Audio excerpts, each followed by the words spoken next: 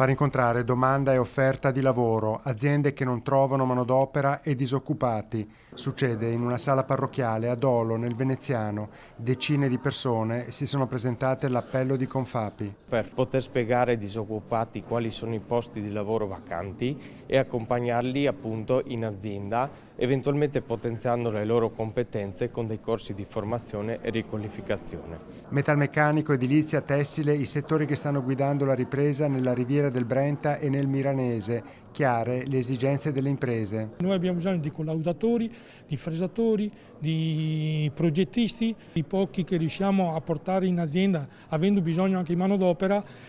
Sono persone che dobbiamo andare a attingere da altre imprese e questo qua logicamente non fa bene. Più difficile trovare operai specializzati che ingegneri, lamentano gli imprenditori, in un mercato del lavoro in trasformazione continua. La formazione è l'elemento fondamentale per poter affrontare questa nuova sfida.